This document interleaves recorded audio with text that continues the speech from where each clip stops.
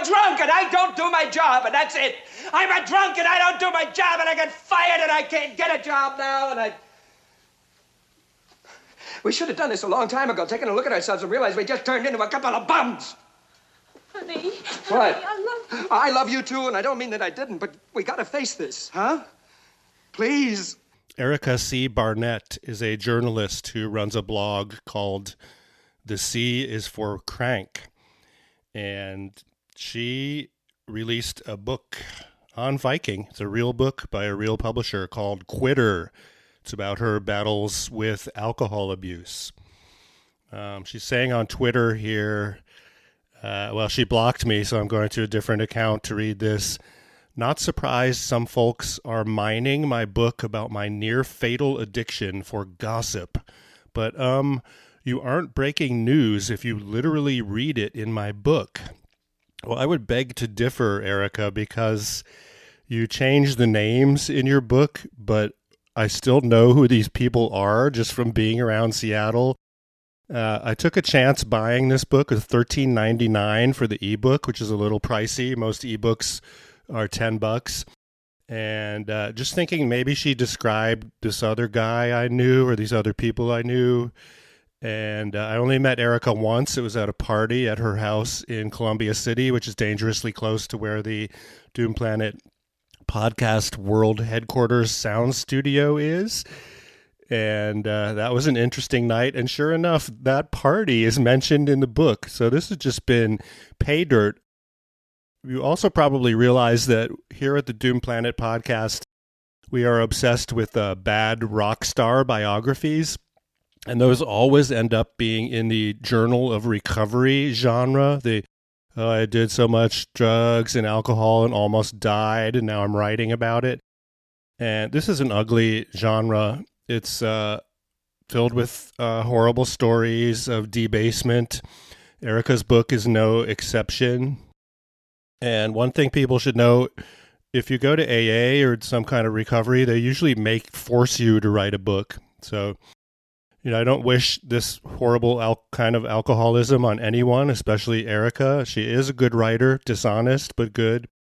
But we're going to dive into this book here, and it's going to be kind of amazing. Erica plays it really close to the bone here. She's not giving out any details about much of anything. Her friend Josh, described only by his first name, is Josh Feit, a longtime journalist in the area. And there's not much about him, who he's worked for, what kind of writing he does. He's just this scold that shows up once in a while and is like, I can tell something is wrong with you, Erica. Have you been drinking? It comes off so vacant. And so I think it's dishonest. You think this book is being called, it's glaringly honest. And, well, yeah, she talks about barfing and sleeping around, and just her alcohol habits are bad. Now, just for the record, so we have some level of honesty with me here, this is Alex. I'm the host and producer of the Doom Planet podcast. I love to drink. I have always loved to drink. But there's a little secret. I never drink anything stronger than beer, maybe once or twice a year. I think I had a shot of tequila because my wife had some in the house like 6 months ago. So that's why I've been able to continue with this wonderful habit. And, the C is for crank. Erica's never been good at branding her media ventures. I don't know how she gets on the radio. She's on KUOW, the Week in Review with the establishment, austere neoliberal media people. And they're like, and now Erica from C is for Crank. What kind of name for a media company is that? She's such a scold, too. Here she is on Twitter. Alcohol is not good for you.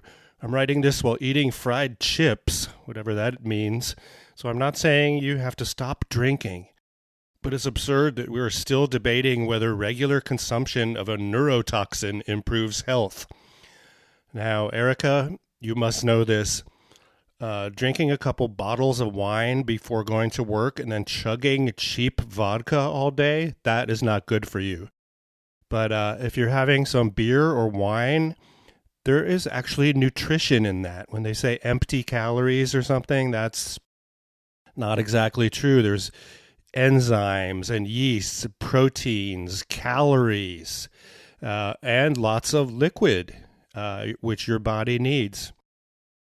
I feel bad for people that can't drink because they're missing out on that. And you know what? It makes you feel good. It makes people happy. It makes people sociable. You know, it leads to very bad things for those that can't control it, like Erica. Let's just dive in here. This is a memoir of white privilege, a story of someone who has a horrible problem chugging vodka, but managed to make a name for herself in the inbred and often retarded Seattle media scene. Quitter. We have more than a couple of drinks. We get drunk. We stay drunk most of the time. Oh, Erica, you make this so easy. She's posting on Twitter. It's a picture of this legal settlement with Tiger Oak Communications, publisher of the former Seattle magazine, no longer exists. Oddly, the Doom Planet podcast, as you might know, is fixated on these glossy city magazines. We're always talking about them.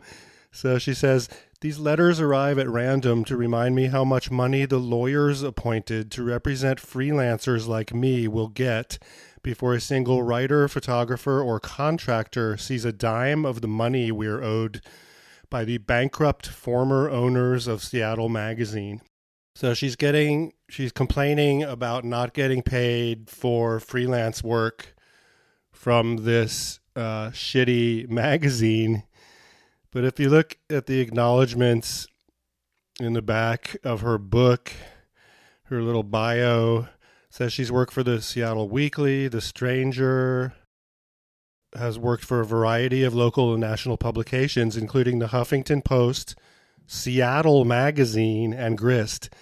So she's doing a shout out to Seattle Magazine to pump up her bio in her book, and then complaining on Twitter about how evil they are. And again, the economics of publishing a magazine every month would cost $50,000 to print and mail to, every dentist office in the area is just not working anymore. And yeah, freelance writers this is very, very tough to succeed. And Erica has done an admirable job succeeding as a writer who gets paid to do journalism. That's so rare. And against all odds, because she was shit-faced on vodka half the time, apparently, according to her book. Erica hits rock bottom a few times in the book. And we've all read this before. You degrade and debase yourself. Anything, alcohol is your boyfriend, right? Is that a black eye? Why is my lower lip split down the middle? She wakes up on the floor. She name drops former Seattle Mayor Mike McGinn right at the beginning of the book. Yeah, I sniffled to the former mayor. Things are pretty shitty right now. Maybe this is the wake-up call I needed, because she's calling people during this drunken episode. And again, not actually naming the people she talks about in this book. I don't get that. If that's for legal reasons, then you have failed. She mentions Sandeep Kaushik. He's like a villain and a lobbyist for giant corporations that he lent her $6,000. So that's a bit of interesting gossip there. And again, this is like Erica prides herself on being part of the media literary establishment in Seattle. It's a very small group of people. In fact, you just find all of those people on that Friday afternoon show on KUOW, The Week in Review. You'll have Mike McGinn, you'll have Sandeep, used to be on there, Erica is on there, and all the rest. And again, in general, they're good people, and none of them that I know of have written a tell-all book about chugging vodka. So Erica is unique. Okay, payday loans, boxed wine, $12 fifths of vodka. No one should ever do that. This would be a good kind of scared straight book for little kids. You don't want to do alcohol because there is a chance you might end up like this person. And we heard the big premise of the book here in the beginning, hitting rock bottom. And that's the biggest lie of all, Erica says. There's no such thing as rock bottom, even though for those who manage to quit and stay quit on their very first try. For the rest of us, we try, we fail, and try again, and fail even harder. And that's Erica's story here, is that in and out of treatment, and then she keeps drinking. And I guess it's been about 5 years since she had a drink, so that could be it. That's good for her. Weirdly, there's this woman, Kathleen Wilson, who worked at The Stranger as the music editor, perhaps a little before Erica's time at The Stranger. And she was a total alcoholic. And then she wrote this cover story for The Stranger all about what a bad, hopeless alcoholic she was. And the story came out after she had been sober for only a year. And a couple of my friends who are in recovery or trying to battle these addictions were like, wow, that's too soon, you know. But I looked her up on Facebook, and Kathleen looks very skinny. She has a child or something. And I'm guessing she's not drinking. So the weird parallel there. Kathleen gets her story in The Stranger, and Erica gets a book published and reviewed everywhere, and hopefully she's making some money from it. But don't spend that money on booze, Erica. That would be bad. We'll be right back. Tortillas, oh yeah. It's supposed to be tortillas, oh tortillas. This is supposed to be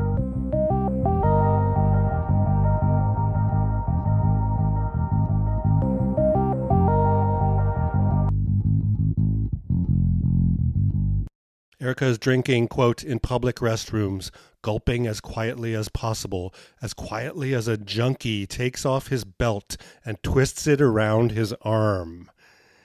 So, God, no recovery book is complete without some kind of Burroughs-esque story of a junkie, even if it's just metaphorical.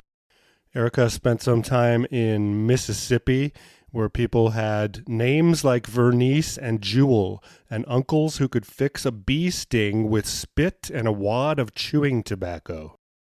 A wonderful childhood with ham or pimento cheese sandwiches, chocolate milkshakes, and grandmother's vegetable soup, which came out of square white paper boxes in the back of the deep freeze.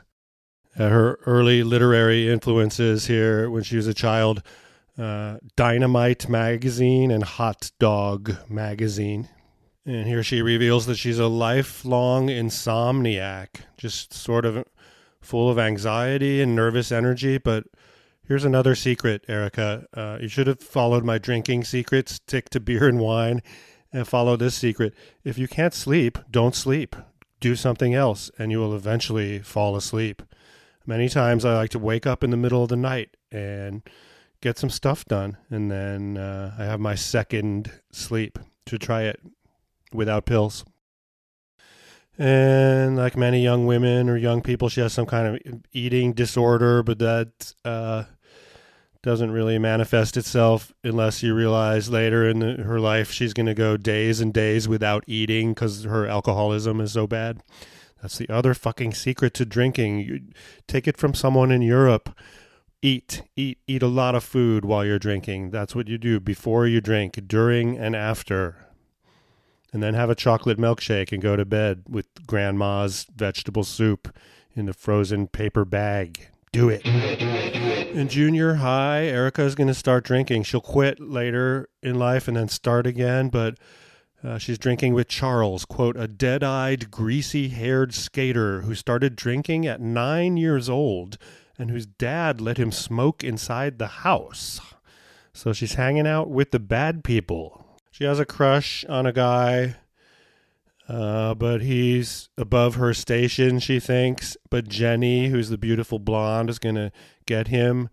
And so this guy, Robert, she says, Roberts were for the Jennies of the world. So the Jen, that's like Karen. And who is a bigger Karen than Scold and Crank Erica C. Barnett? We just call her Jenny Karen C. Erica Barnett. Okay, her first drink is Southern Comfort. And that's a horrible like a liqueur type of disgusting. And she's off to a bad start. Again, you're breaking all the rules. Another rule of drinking: drink the expensive stuff, drink the good stuff. Okay, she's mixing up vodka and Crystal Light. Again, Erica, God, that's filth. And her bare legs are across a boy's lap as she listens to Pearl Jam and the Smashing Pumpkins. So impeccable taste in booze, cocktails, and music. Then she starts doing acid, and that's good. I've done that a few times. That's all you have to do with that drug, and you'll get it. But she's doing it like every day. Apparently, she's doing a Syd Barrett level of acid, like enough acid that Ozzy Osbourne would be embarrassed. Again, that's going to expand your brain and give you a new perspective that you might not have had otherwise. So fine. But doing it a million times is bad. Maybe that's why she's so cranky in her old age. Okay, everyone in her group is using marijuana. They smoked weed, as she said, using bongs made out of Coke cans. That's not a bong. A bong has a situation where smoke is going through water. The Coke can thing is just a pipe. You just poke some holes in there, and then you make another big hole for the carburetor. It's not a bong, but she knows nothing of pot. Here's another secret to drinking, Erica. Smoke a little weed. It makes you drink less. Absolutely. LSD made me feel like I had special access to the secret world behind the visible one, where the connections between events and beliefs, and especially people, were obvious and undeniable. I couldn't articulate the experiences while I was having them, nor remember them clearly afterward, but I never really lost that sense that the perceptible world is only a fraction of what's really going on. So, Psychedelics 101 from Erica, and good point.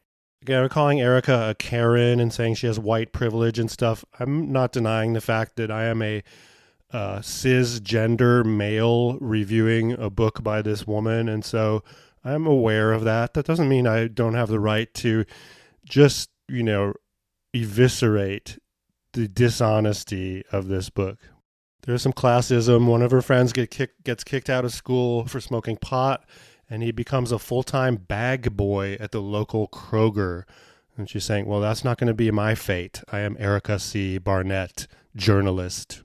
And one of her friends, Jenny, actually dies of a pill overdose. Suicide. That's horrible. She dated a guy with a white stripe through his long black hair who claimed his legs were so short because he had done too much acid before he hit puberty. My taste in men would get only marginally better over the coming decades. She loses her virginity. Her entire sex education is about a 1-hour lesson in elementary school one day. And then there's some books, Our Bodies, Ourselves. It's painful when she loses her virginity. Safe sex was a given. It was the early 90s when HIV was still seen as a death sentence. That's not what I remember, but fine. Oh my God, Erica, she's a druggie. Besides LSD and pot, she discovers mini thins. Convenience store speed. It's now illegal. So yeah, that was, you could buy ephedrine in these little trucker speed plastic bottles. 5 milligram, 10 milligram, I think. And this was basically speed. And it worked real good. I remember that from the early 90s. And they pulled that stuff off the market because of the meth problem. You could actually grind up these and, with a basic knowledge of chemistry and make something stronger with them. She discriminates against certain drugs. Certain drugs remained off limits. Crystal was for dropouts. Coke was for the girls whose moms took them to Brazil to get boob jobs over winter break. And heroin was for skinny white guys who lived in New York City. But hand me a pill and say, this will make you feel awesome, and it'll be down my throat before, okay, she's a druggie. But again, alcohol really is the strongest and most dangerous drug, and that's what's going to get her. She's going to have to concentrate on alcohol in the future. All right, then she moves to Houston, and this is where, quote, an artsy, gay, hippie district called Montrose beckoned. With all ages punk shows, no ID foam parties, head shops, and occult bookstores.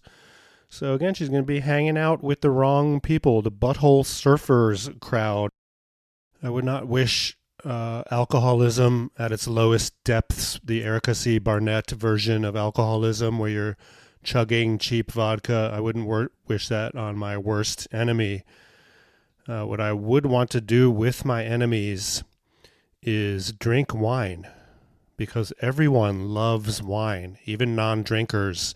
They love just its history. Wine and humanity, wine and civilization, those are in parallel. And we'll be right back.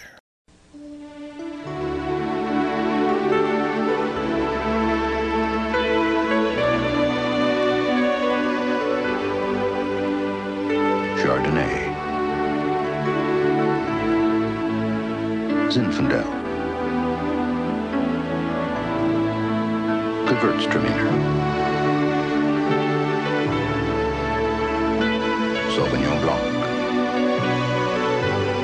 Johannesburg Riesling, Cabernet Sauvignon.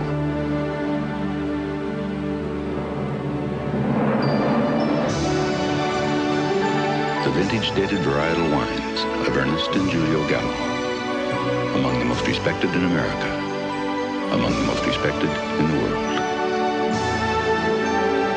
Today's Gallo, all the best a wine can be. Oh, Erica's deep hatred of other women who are better looking than her or something. Marcia was tiny and silly. Boys adored her, and she squealed with excitement about the smallest things, sending needles into the nerves at the base of my skull. She realizes college is not what it's cracked up to be, professors having affairs with their students, inviting undergrads over for drinks on Friday nights. She has a paying gig at a large chain bookstore that I guess for legal reasons she can't mention. So her manager at the bookstore, Randy, a skinny gay guy with thinning hair, he realized the most important thing about working a dead-end retail job. The customer was always an idiot, and it was our job to make him feel like one. She loves to shame people. Someone was hiding a copy of Penthouse under a stack of Architectural Digests. And I don't know why. Architectural Digest, I think it's a quarterly, but you wouldn't buy a stack of them. There'd only be one issue available in a bookstore at any given time. Oh, they'd on purpose knock the dirty mag to the floor, forcing the guy to pick it up. For shame, you're reading Penthouse. Penthouse. She has a boyfriend that introduces her to Howard Zinn and Noam Chomsky and Fugazi, a band that she mentions she never liked. Erica claims that back in the 90s, quote, there were still enough jobs in journalism for anyone with talent and a taste for 25-cent ramen to get their name in print. So in the early 90s, perhaps, fair enough, if you want to work at an alt-weekly newspaper. And again, alt-weeklies never paid much. The Village Voice set that standard, but you got your name in print. And that was the business model. I don't know what the business model is now. The Stranger no longer has a print edition. I also thought it was weird that Josh, her friend, worked at The Stranger for 10 years or more. I mean, that's not the game plan. An alt-weekly paper is a stepping stone to something else, and you don't settle into a cush job like that for 10 years? That is nuts. And again, Josh, she doesn't mention his last name is Josh Feit, local journalist. One thing that's also not mentioned, Josh just had a bad choice. Made some bad choices. He worked for former Seattle Mayor Ed Murray as like a speechwriter, communications guy. And of course, Ed Murray, the alleged pedophile, resigned in disgrace. And he also palled around a bit with David Meinert, who has some Me Too accusations against him, and more than once and in print with Sherman Alexie, who again was Me Too'd because of some handsy behavior. I think Josh now has a real job working for a city or state agency in the communications department, Sound Transit or something like that. So a real job with decent pay and benefits. And, a writer can't ask for anything more than that. Credit card companies were handing out credit cards to any college student at this time, and she starts going into debt. And it's tough being a female in journalism. And she says, in a dozen years in the alt weekly business, I worked under just one female editor-in-chief, and she was pushed out after less than a year on the job to be replaced by, you guessed it, an older white guy. At this time, she's not a drinker, and she says, this is kind of facile. I was the kind of drinker who would literally pour the rest of her glass of wine into a potted plant when no one was looking. Really? Was that? That's a cliche from a movie, and it's odd. Guys seem to like me better drunk than sober, and who could blame them? Sober me was impatient and critical and never talked to strangers. Drunk me was brassy and confident, flirting with guys I wasn't attracted to, and tottering off just before they could try to take... She's living in Austin, and she says, Austin felt like a festival wristband I couldn't take off. I guess before the tech boom and the high housing prices in Austin, it was just, hipster paradise where you could get by working part-time as a waitress or something. Seattle was the same way for a while. She gets a job interview with the Seattle Weekly, quote, a paper I knew little about in a city so remote it might as well be in Canada. And then comes the Seattle freeze. You think Erica would be perfect for this milieu. Strangers would cross the street mid-block to avoid eye contact. The Seattle freeze.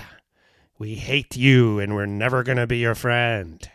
And there's the ass backward, she says, Seattle political scene, where in Seattle the conservatives were actually all liberals and the liberals were socialists. So that was a shock for her. She says in Seattle, owning a car is some kind of political act because you're supposed to take public transportation. And so she immediately writes a cover story about how she loves her car, and that gets her in trouble. And boy, there's an awful lot. Even during a pandemic, the roads are packed with people driving their gas guzzling cars. So not sure where that is coming from. And she has a therapist named Miriam. So, of course, Karen would have a therapist. Many people are not fortunate enough to have a therapist or even know what that person could do to help them. So she has anxiety, and she's, quote, downing 1/4 milligram of Xanax every morning with a Prozac chaser, courtesy of the free clinic near my office. She had health insurance, but for some reason, getting a real doctor seemed beyond my capability. She's talking, of course, about the Country Doctor Community Clinic, and this is a great place.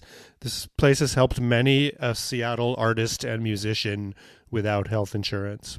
So buying liquor was a hassle. Before they changed the law, you had to go to a state-run liquor store, and there just weren't that many of them. And here it comes. She's losing her shit. Drinking alone felt subversive. And she's like, what does it take to make friends in this town? Erica, it will never happen. You have to import your friends when you move here. So she's working at the Weekly for a year, and the new owners fire all 3 of the women at the top of the masthead, the editor, managing editor, and publisher, and replace them with 3 middle-aged guys who were supposed to revive the paper's flagging readership. To accomplish that, they hired more white guys, until the only women on the editorial side of the office were me and a half-time reporter and a music writer who spent her days shopping for clothes on eBay. The paper became a mirror of its new management. Detached Gen X irony was out. Indignant baby boomer outrage was in. I don't know where that comes from. I've been reading everything printed in this town since the day I arrived here in 1990, and the Seattle Weekly was always a dingy boomer paper. The Gen X irony, that's The Stranger. That was their department. So again, Erica's losing her shit here. And at the end of the book, she mentions that she doesn't remember a lot of stuff because of her blackouts and drinking, and so she had to research her own life. So she's missing that aspect of the Weekly. She's ageist. Weekly staffers under 40 started talking about jumping ship to the stranger, our younger, cooler competitor. Erica, so a few months after she starts at the Weekly, someone broke into my boss George's office after hours and plastered every surface with signs for Grant Cogswell, a city council candidate George despised. I thought it was hilarious, but my bosses disagreed. You know what I would like from a journalist, Erica, is information. First of all, your boss George, that's George Howland. He would also go on to work for The Stranger. The someone that broke into the office is Phil Campbell. He was the campaign manager for Grant Cogswell's publicity stunt run for the city council based on the idea of a monorail. I know that because I designed the J-Card flyer working with Phil on behalf of Grant's campaign.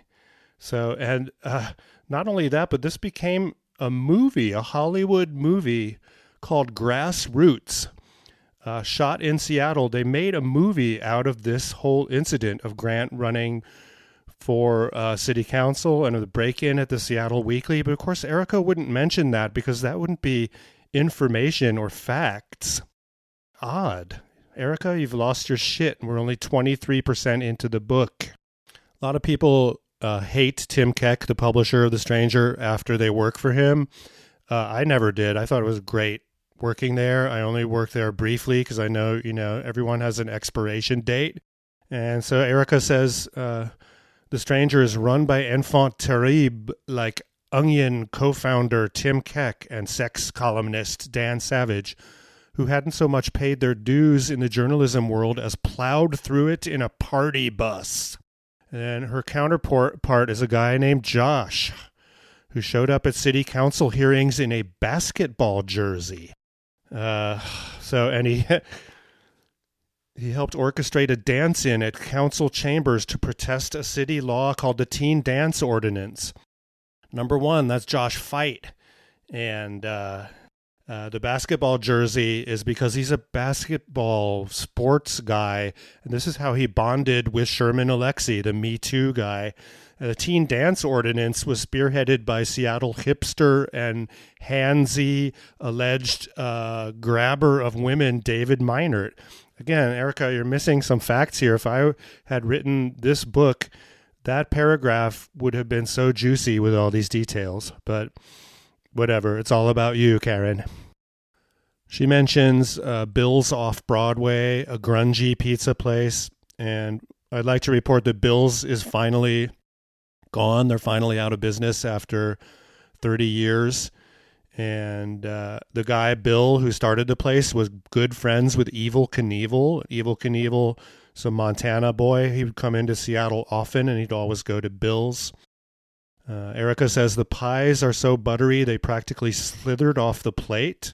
That's odd. She said years later she burns a hole in her shirt when she's drunk, and she has awkward small talk with the wife of a co-worker with whom I was having an affair, she says. So, and that's some information I do not know. We'll let that one pass. Erica, I've got to say, she sleeps around. So good for her. Oh, and Dan Savage sexually harasses her. He introduces her to the Stranger staff. Then he slides his hand up her back and undid my bra. A dozen pair of eyes on her chest. Nice welcome. She fled for the restroom, face ablaze. So there's, what did I do to make him do that? Is this some kind of hazing? So she says to Dan, why did you do that? And he says, I used to be a drag queen. Oh, that explains it. So again, The Stranger is a boys' club. That's the way it is. When I worked there, they had replaced one token female editor who was a dick with another who didn't last too long, who was like this sorority girl. But for the most part, it's Tim and Dan. They got Rob, the business guy. Lori now is officially the publisher, although the publisher, financially is still Tim. Whatever. Let's not go down the Stranger wormhole here. And then she starts sleeping with Josh. So now she is sleeping with Josh Feit. Okay, fair enough. He's one of the smartest, weirdest people she's ever met. I think Josh is kind of boring. I mean, I can't name one article or feature that he did at The Stranger or anywhere else that was anything other than like policy wonk. And, good for these people. Good for Erica. She will sit through a city council meeting or something boring like that and then write about it and get paid to do so. So that's fine, but they're not stunning writers. Oh, and then Josh dumps her, but they still work together in the news department at The Stranger. And Josh will be the loyal friend.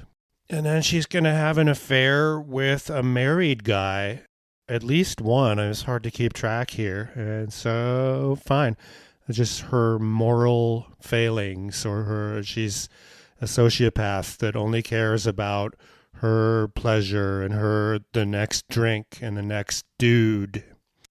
Alcohol can fuel creativity, she says, but then drinking can also make for muddled writing and mistakes. And she's drinking more heavily, and she says her work gets sloppier. That's why a good writer writes in the morning, first thing, when they're fresh. So she goes out, or she lets this guy take her home. He's a one-hit wonder rock star, notorious for hitting on all the women, and she blacks out and doesn't remember what happened. And she sees condom wrappers by the bed. Oh, thank God. And then an hour later, she's drinking a Bloody Mary at Linda's, the historic hipster bar on Capitol Hill. Our favorite bar for picking up guys at closing time or nursing our hangovers the following afternoon. The Stranger. That's actually the best job I ever had. She said, not only was dating your boss perfectly acceptable, so was using the paper's unpaid internship program as a dating pool, or buying booze for a minor, or dropping your pants in the middle of an argument about rape culture. Probably some sexual harassment and stuff happening at The Stranger. Dan undoing her bra and stuff, but in general, a really like-minded group of people who all got along and partied together.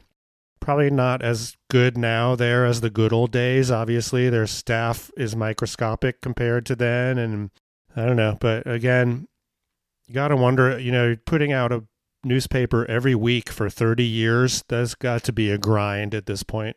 And the money is not that good anymore either. So she stayed at The Stranger for 6 years.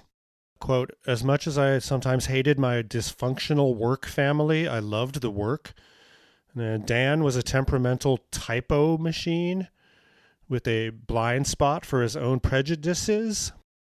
Fat people, trans people, women who, like me, dressed in ways he considered provocative. But he was also a deft, incisive editor. And then Josh and Erica consider themselves the news department, their personal fiefdom, and they're unhappy when a new editor comes in and is asking them to do things like make it more like the New Republic, and news is boring. I want more reported opinions. But no one ever suggested she stop drinking, and yeah, The Stranger was a drinking culture back then. Quote, it's a feature of alcoholism that the more you drink, the more you have to drink to get to the point where you don't worry so much about your drinking. What? Bullshit. And then there's Nick. Now, his name has been changed, maybe for legal reasons, but anyone that knows Seattle knows that Nick is Alex Steffen. I go way back with Alex. He asked me to be art director for his magazine. It was this environmentalist thing called Steelhead, and I had to ditch him at the last minute because I got a real job at an internet company. The magazine ended up lasting either 1 or 2 issues. And then Nick, or Alex as we can call him, he went on to do this, he's this wonk, this TED Talk kind of environmentalist policy wonk. He went on to do a book called World Changing with an introduction by Al Gore. And it was all about how we can change the world with what would now be called the Green New Deal and all that. And the odd thing about the book is that it's super fancy hardcover with a hard slipcase and then like die-cut multicolored printing and stuff. And it's like, God, you'd think an environmentalist would choose a more earth-friendly delivery device for his book, this incredibly expensive, like coffee table style book. So yeah, Alex is a good guy, always nice to me. And he's described by Erica as being 6'6". I guess, yeah, he's tall, big, fat, bald, ugly white guy, much like myself.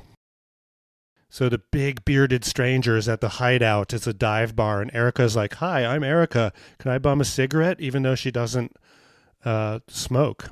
And then someone's smoking a bowl and out there, and Alex is like, "Hey, you want a hit?" And Erica's like, "Obviously," even though she does not smoke pot. So she describes Nick/Alex as a planetary futurist who ran an environmental website and gave lectures or something. Oh yeah, he shows her a video of his TED Talk. And his calendar is crowded with speaking engagements from around the world. I first met Alex at the Speakeasy Cafe. That was this internet cafe that was kind of a center for all kinds of interesting people. I was impressed because he said, "Well, I worked on a newspaper in Japan." I thought, wow, this guy's brilliant. He's bilingual. Finally, we're getting some hipsters that, have an education in this town. But it turned out it was an English language newspaper, which I found out later, and that's less impressive in a way.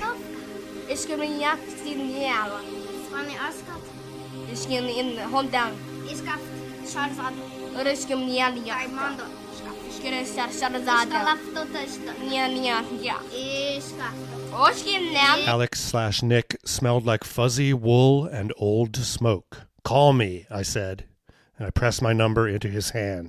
And guess what? He drank more than I did. Score. Pretty soon we're staying out till 2 a.m. Fucking on the hoods of other people's cars. That would be quite a sight. You have this tiny, petite woman, Erica, and this big, hulking bruiser fornicating on the top of someone's car. So they have a whirlwind romance, long, carefree trips to Berlin and Barcelona. That's funny. The one time I met Erica, again, was at their house in my neighborhood, and they had just gotten back from Barcelona. I was wondering, how do these journalists who don't make any money have these whirlwind trips to Berlin and Barcelona? And I remember they were cooking some food, and it was like this pan of potatoes and onions or something. It was burning at the bottom. And so I went over and I was flipping it because I do some cooking and, saying, saute is the French word for flip. And God, these Seattle people are just like school in summer, man. No class. And the food that they brought, they're saying, "Oh, we brought back food from Spain." It was all tinned fish and cans of grape leaves and stuff. Peter Steinbrueck, a city council member and Seattle rich kid, his dad is the guy that saved the Pike Place Market. He was at this party. There was a lot of booze at this party, and it was odd. I remember this because I already had a kid. And my wife was like, "Go out and do something." And my friends, Ed and Lou, were like, "Let's go to this party. It's all the Seattle cool people." Josh Feit was there. And I ended up having these great conversations with these relatively attractive younger women. And they were impressed that I published a newspaper. And, I said hi to Peter, and I called him the future mayor because if he had been wise, he could have run for mayor and won at the time. And just smoking a joint with these women out in the backyard at the Seattle house party. And yes, I hate Seattle house parties. It was odd. And so I've always remembered this party because I don't get out much. And sure enough, every party I go to, it ends up being in a book about alcohol. Alcohol is Bad by Erica C. Barnett. Alex came to my party. No, not Alex, the big hulking bruiser, normal Alex from the neighborhood, the podcaster. So Nick/Alex and Erica are a bad couple. He brings out the worst in her. She's angrier, pettier, smaller, drunker.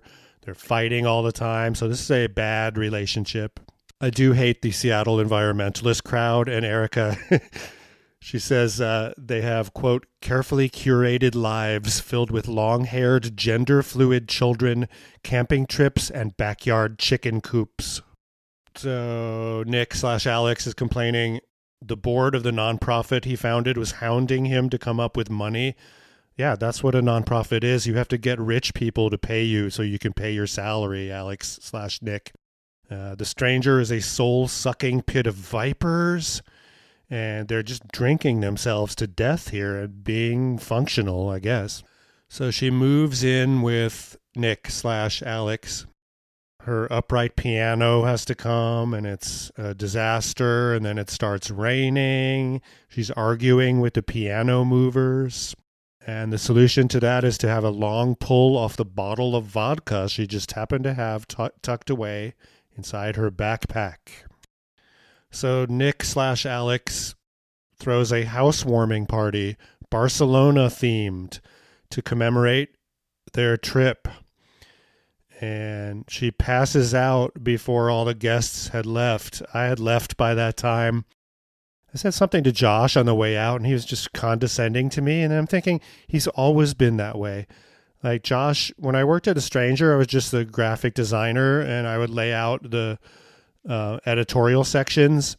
And I remember Josh would come back over and over with tiny little revisions and corrections to his stories, always sort of unprofessional. And a lot of the writers thought they were better than everyone else that worked there. And some of them were dicks, but most of them were awesome. And Josh, now I'm thinking, is kind of a dick.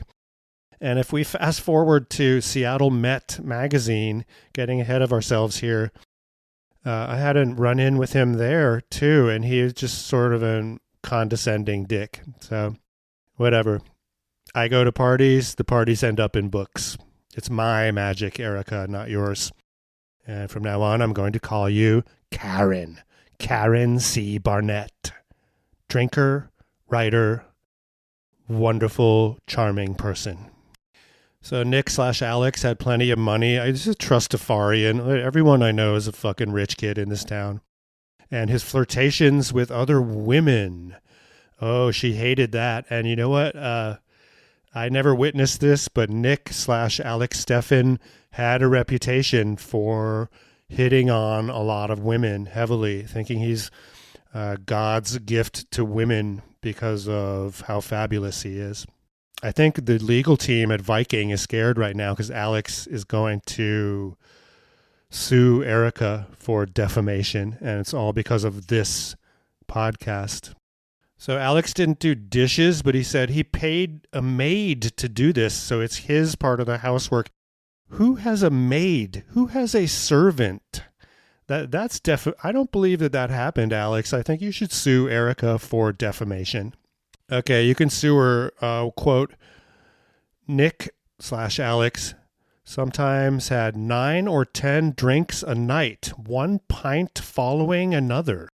Okay, now they're having a fight where they're screaming and throwing dishes, and we don't stand for that in my peaceful Columbia City neighborhood. And again, Josh Feit appears throughout the book to scold Erica about, have you been drinking? Are you drinking mouthwash? Something seems not right about you. So he is like her boring guardian angel. There's not a lot of medical stuff so far, but Erica mentions that if you have the DTs, there's a 5 to 25% chance that you might die coming off of alcohol. I think it's alcohol and benzos.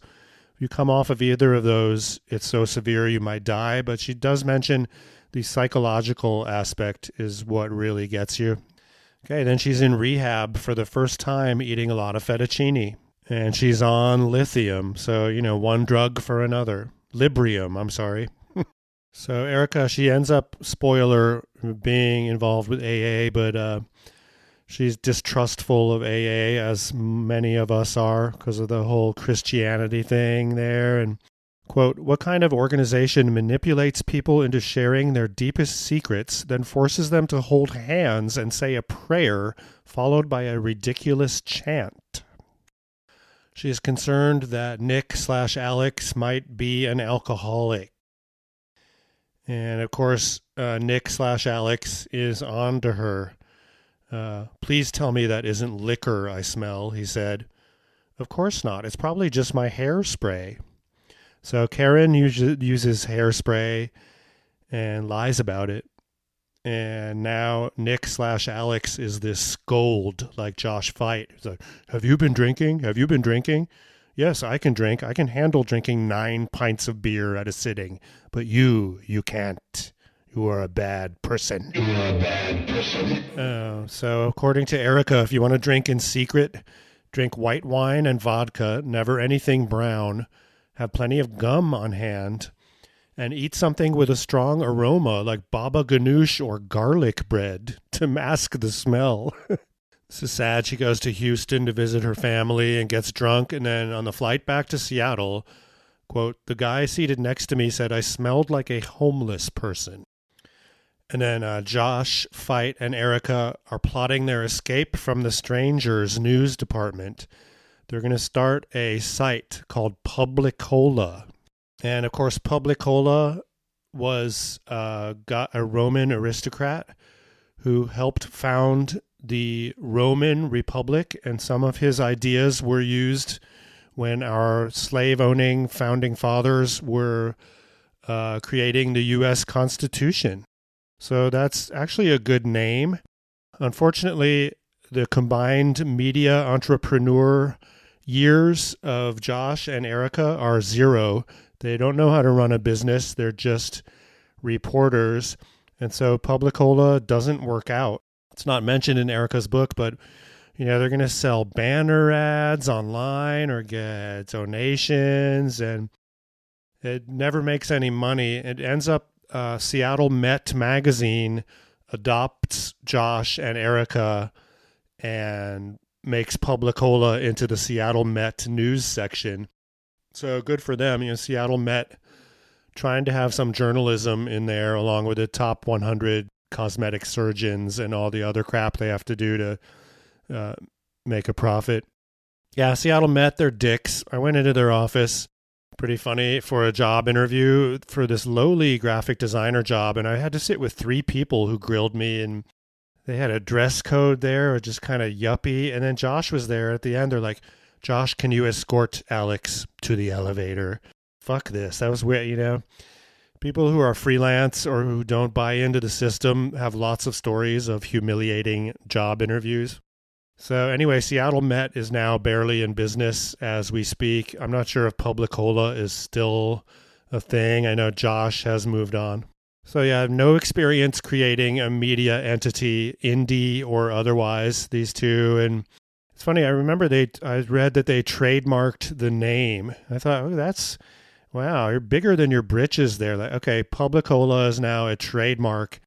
That cost at a minimum $250. If you have a lawyer do it, then $500. And really, that's what you're spending your money on? As if Publicola is going to become the next, I don't know, Huffington Post. It's a regional news thing covering city council meetings. It's just boring. So Nick/Alex Steffen has a beautiful younger woman staying with him during a conference, sleeping in our bedroom like a guest of honor. So get rid of this guy, Karen/Erica. Erica then gets caught for shoplifting and spends some time in jail. So Erica has to do 20 hours of community service. And she spends a, quote, couple of hungover weekends pulling poison hemlock and nettles from a green belt alongside other petty thieves. So unlike Socrates, Erica does not eat the poison hemlock, and she survives her community service.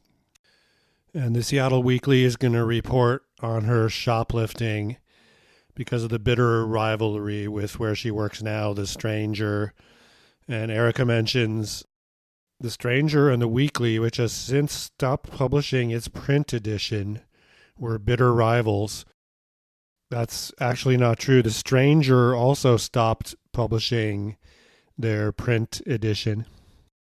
And then Tim, the publisher of The Stranger, sees the thing, and he's like, God, this is a shitty situation. What can I do to help? Just let me know. And so Erica's like, yeah, Tim is a good guy.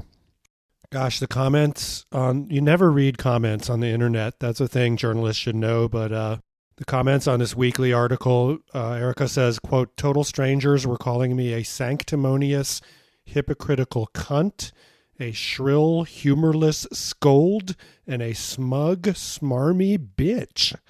Those are harsh words, even for Erica. But fine, she has her new web business, Publicola. And she says they worked their asses off those first few years and broke a lot of great stories. One thing they did not do, which a business normally does, is make any money. And she's still with Nick/Alex Steffen at this point, and he's the primary victim of her rages, and he's the one that sees her at her worst, throwing up every morning and stuff like that. So he's an enabler, in a way. She shows up all disheveled, and she had passed out in a park.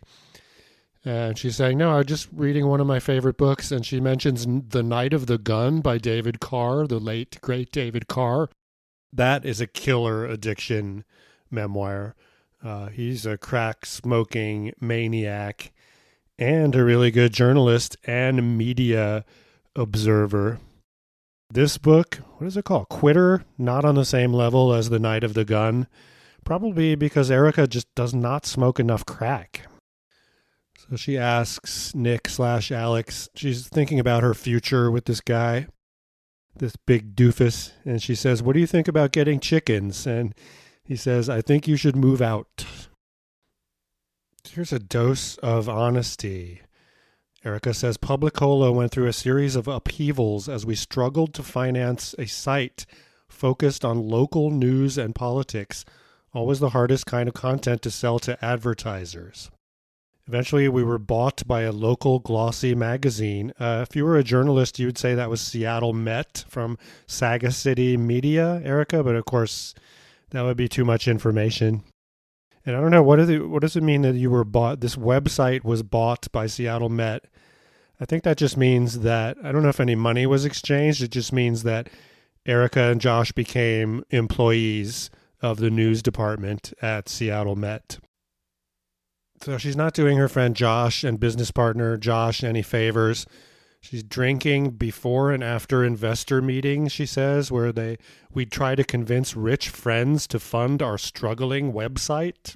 And at this time, she's drinking 2 or 3 liters of wine a day, or a liter of wine and a pint of vodka. And she's blacking out and showing up to work at Seattle Met wasted. And Josh had to glare daggers at me through the editor's office window. Oh, Josh, you scold. Fainting spells, blackouts, chronic cough, a blown eardrum, a torn esophagus. This is like end stage, you're going to die drinking. Quitter, a memoir on drinking, relapse, and recovery, is written by Seattle journalist Erica Barnett, and we got a chance to speak with her about what writing this was really like. The time I had written this book, I had really come to terms, I think, with a lot of the stuff that I cover. And you're right. I mean, somebody reading this would be like, wow, she really didn't pull back. You would be amazed at the stuff I cut out.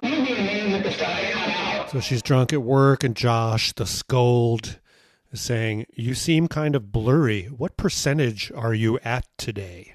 And the liquor store clerks saw her at her bloated, sweating Saturday morning worst. And if you've been in a liquor store on a Saturday morning, you'll see these people very sad.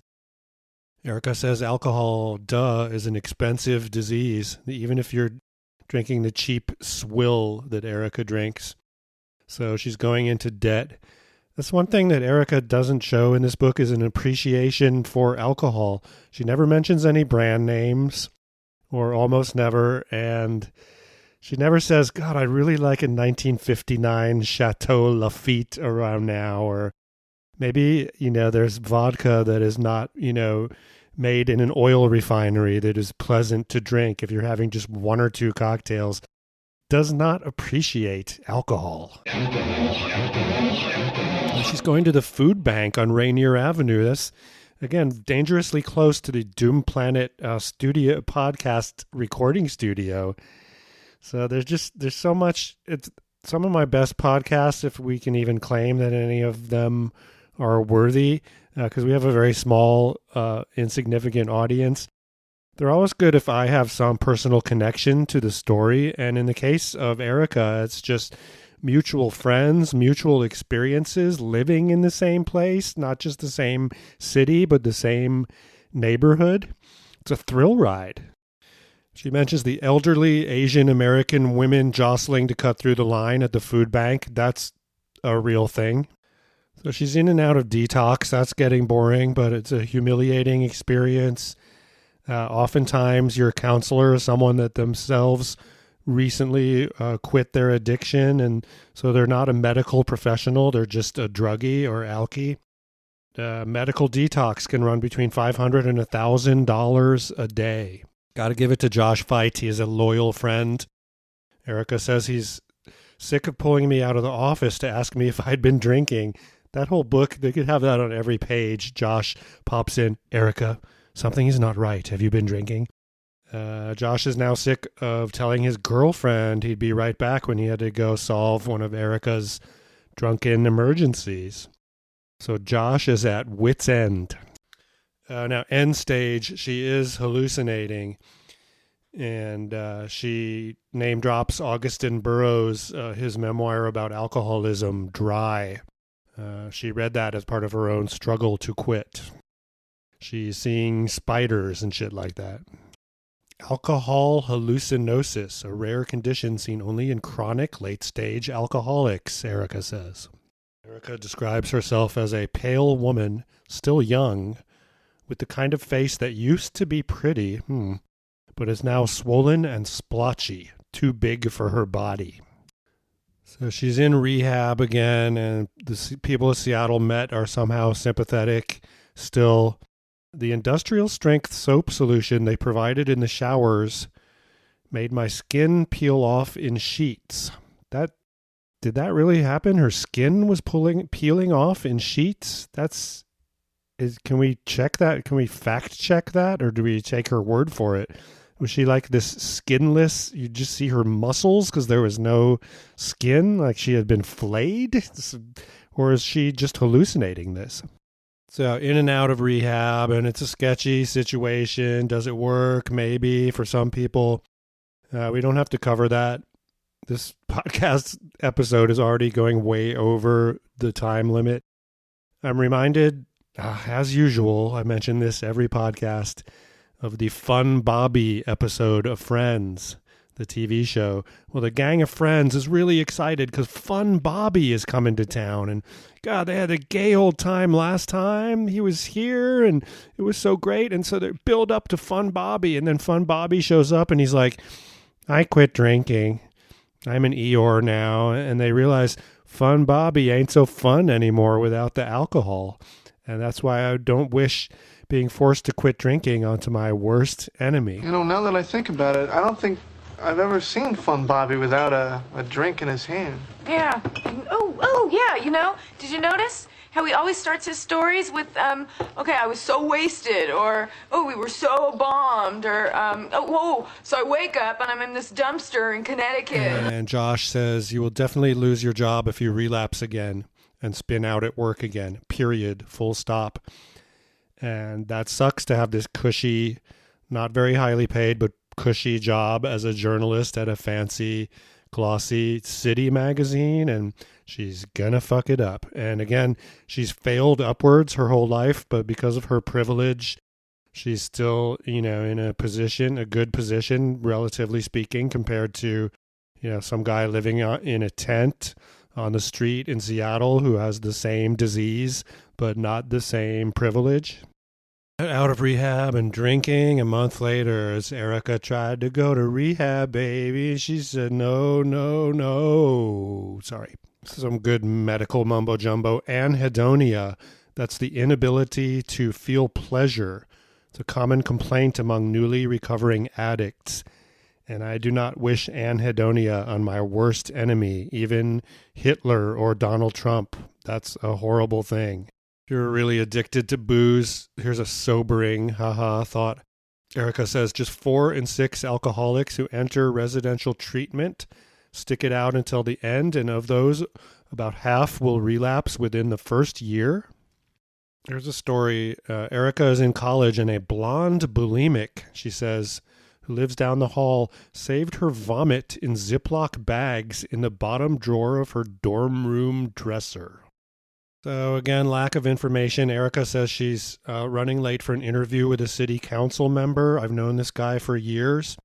That would be Peter Steinbrueck. Just say his fucking name. He's not going to sue you for defamation like Alex Steffen is. He's just a guy.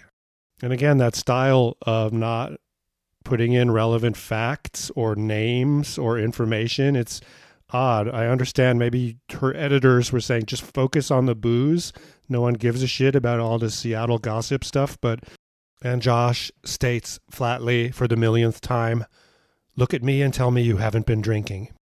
And again, she gets fired by Seattle Met. They gave her every chance in the world, but you can't, there's not a lot of jobs that you can show up to wasted. It's just that doesn't, you're supposed to do that on your own time.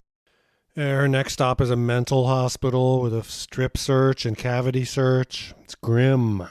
And of course, there's bitterness right away. And in this book about Seattle Met, quote, the magazine staffers sat at their cubicles tapping away on the latest listicle, Seattle's best happy hours or killer weekend getaways or the city's best cosmetic dentists. You crank, Erica. You're bitter crank. And she needs Ativan. That's a benzo, so she's a druggie now. Taking benzos, very dangerous and horrible drug. And she meets the colorful characters you'll meet in rehab. The lady's been slamming 18 PBRs a day. Someone had overdosed on Oxy. Haley, a waif-like benzo freak, stole her dad's car and sold it for pills. Annika, an Inuit from Alaska, drank a handle of vodka a day. Jeanette, the counselor, stopped smoking meth 4 years earlier. Her proudest day was when she finally got new teeth. Josh, always a fan of public transportation, takes the bus across Lake Washington to visit Erica at her rehab on the east side, and always a loyal friend. You got to give him that. She's got a friend going to clean her apartment when she's in rehab, and it's just a spectacle of filth and dirty dishes and flies and garbage. This is helpful. She mentions that a lot of this bullshit in AA is just bat shit, as she says. Like saying eating sugar will create craving for cocaine. Eat turkey at night. Tryptophan triggers sleep. Don't eat too much fish in early recovery. That triggers overthinking. So again, she calls bullshit on this. At this point, she goes to stay with her grandparents in Mississippi. And she fucks up badly there. And they're like, my God, you are a total alcoholic. And then her parents come get her, so that's a disaster. Then comes the Kitty Dukakis moment when she drinks Listerine, which has a bit of an alcohol content and also a bunch of other nasty chemicals. And at that point, if you have to drink Listerine, you are near death. And as Erica says, death is the real rock bottom. Governor, if Kitty Dukakis were raped and murdered, would you favor an irrevocable death penalty for the killer?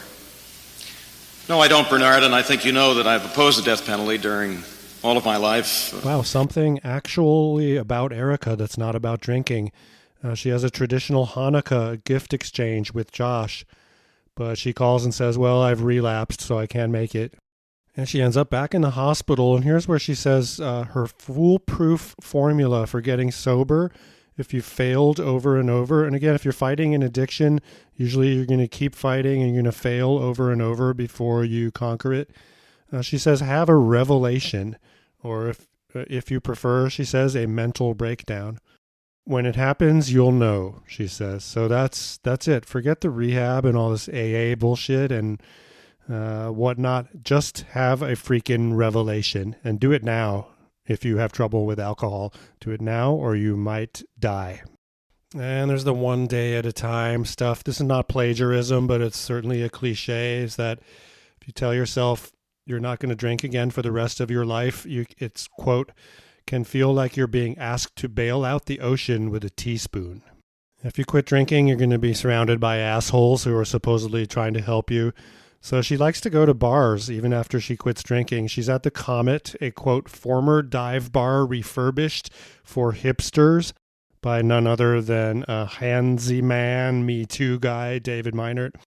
And she's with Josh, and she gets a text message that says, well, I see you're really working hard on not drinking. Don't call me again. And there's a picture of her that was taken from the sidewalk of her in the bar. Like, what an asshole. And then newly sober, she realizes, quote, it turns out the entire world is an advertising platform for this amazing activity called getting drunk. And now, advertising from our sponsor.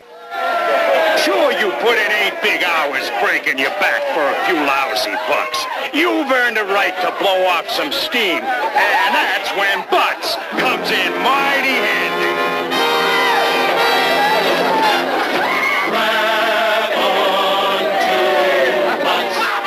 Booze is everywhere. It's more accepted than any drug, except maybe coffee in our society. You can't escape it. So it must be tough for someone that doesn't drink. You know, you can't escape the advertising. You can't escape that alcohol is served almost everywhere, sold everywhere. You got to resist that temptation one day at a time. Sweet Jesus, one day at a time. She is doing some AA, you know, trying everything. And so she has to go through all these fucking steps, one of which is to write a book about your addiction. But, you know, one of the steps is you have to call and apologize people that you fucked over because of your drinking.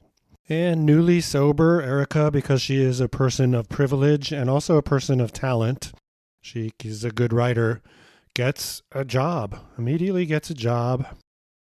And again, I can't stress to you how boring it would be to go to the meeting of the King County Council or the Seattle City Council and have to sit there and listen to these elected officials and also the maniacs during the public comments section. But that's what she does, and she does it well. Then she runs into Nick/Alex Steffen. Some of them are things that are a little out there, but are really great ideas. For example, landmine detecting flowers, right? Which are these flowers that, in the presence of some of the nitrogens that come out of landmines as they decay, their blooms turn from white to red. And so you know that there's a landmine. And when there's hundreds of millions of landmines scattered all over the world that we don't know where they are and that are, you know, blowing people up and killing them and you know, so forth, it's a really useful thing. Scatter these flower seeds. Exactly, and I really love the idea of defeating a really bad old technology, landmines, with a really cool, beautiful technology of flowers. She made an unplanned amend when she, quote, spotted him in the beer line at a conference they were both attending. He was warm but awkward, and understandably so. You know, he is a good guy. And he's going to sue you for defamation because this book makes him out to be an alcoholic psycho who is always in line for beer. Why do some people become alkies and not others? She says dipsomaniac is a fun 19th century word that would also be a great name for a punk band. Her editors and fact checkers, I guess works of nonfiction are not fact-checked anymore. There's no budget, but of course there is a fucking band called the Dipsomaniacs.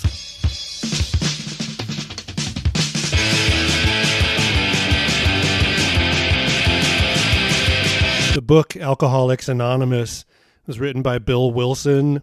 He's a stock speculator who was, quote, hospitalized 4 times for alcoholism.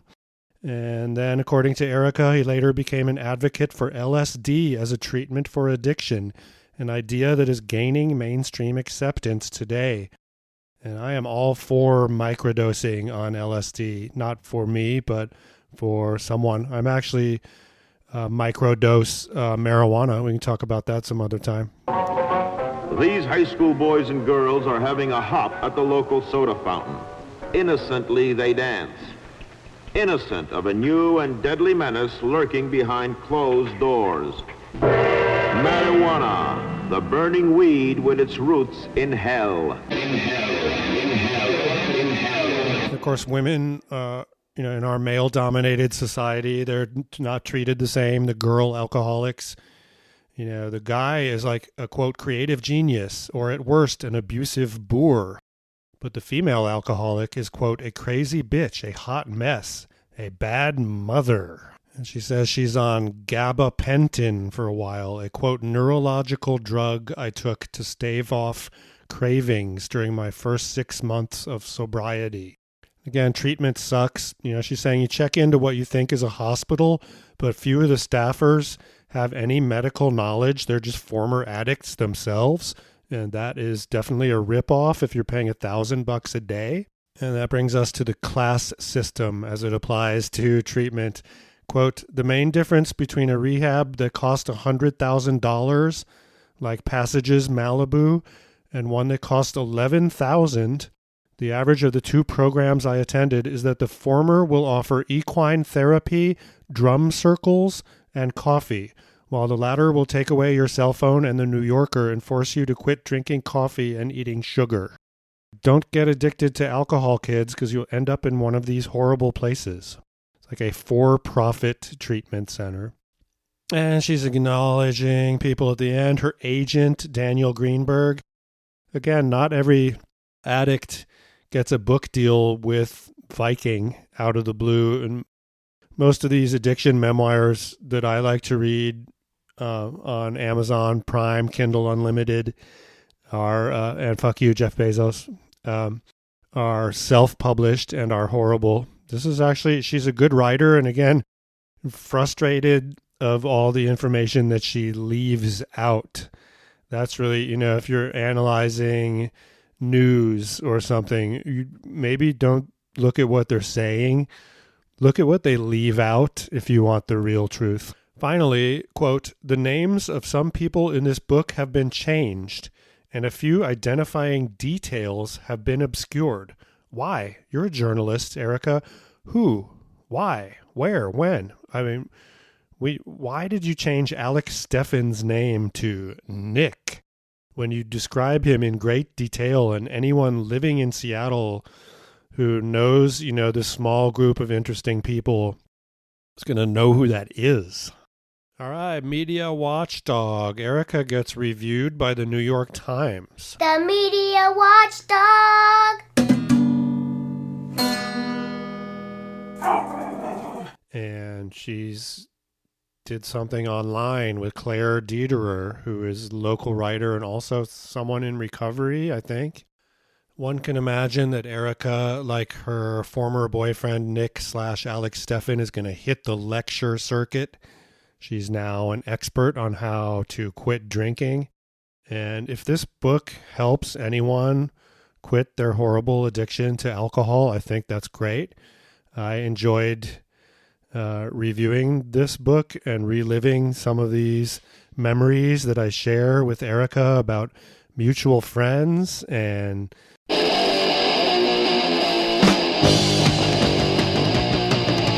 Quitter by Erica C. Barnett. It's a good read. It's fun if you lived in Seattle in the 90s. It is dishonest as hell, and it sucks. This has been the Doomed Planet Podcast, episode 35, Notorious Seattle Boozers, Erica C. Barnett. Goodbye. 5, 6, 7, 8. Goodbye. This is the end of the song.